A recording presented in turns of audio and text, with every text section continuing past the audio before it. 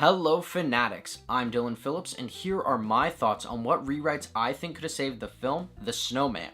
Watch out, there are spoilers. So as I said in my review, The Snowman is a boring crime thriller that is hurt by its confusing and uneventful story. The director said that around 10 to 15% of the actual script was not even recorded, and that post-production was a mess as they were trying to haphazardly patch together some cohesive story. The performance of Val Kilmer, while hard to judge given his illness, doesn't do the film any favors. The dubbing in those scenes just didn't work at all. And the fact that this film constantly uses red herrings and never really has any payoff is infuriating for an audience. There needs to be suspense in a crime thriller.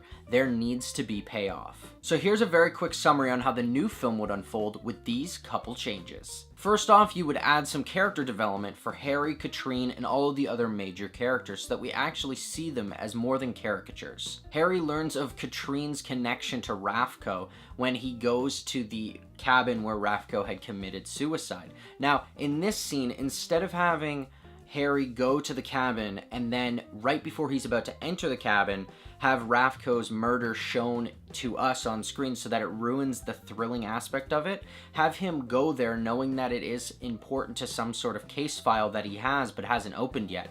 And what he wants to do is immerse himself in the world of the crime scene. So once he sits down in the chair, he opens it up, and that's when it's revealed what happened at that cabin. By learning of this connection, he decides to take Katrine off the case, but she's so hell-bent on revenge that she decides to try and tamper with the evidence and frame Harvey Stop.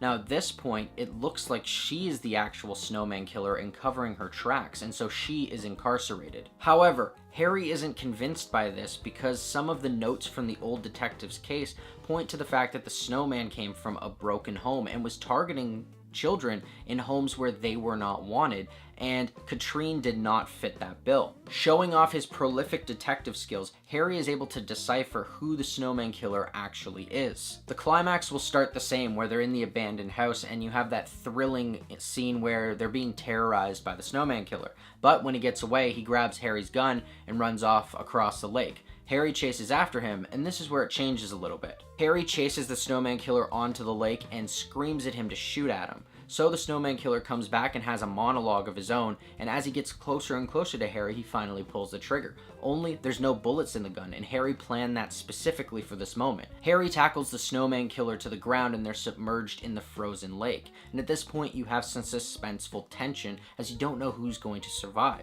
Eventually, Harry pulls himself out of the water and sees the Snowman killer kind of drifting through under the frozen ice, dead. With these changes, I believe this film could have added the suspense and story elements needed to become a cohesive, thrilling, and entertaining crime narrative like a David Fincher film. Anyways, that's my rant on The Snowman and what rewrites I think could have saved it. If you've seen it, what did you think of the story, and what rewrites would you make? Let us know in the comments below. And as always, thanks for watching.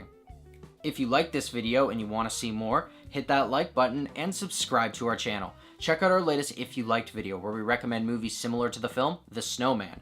Don't forget to follow us on our social media. And until next time, Fanatics, keep it real.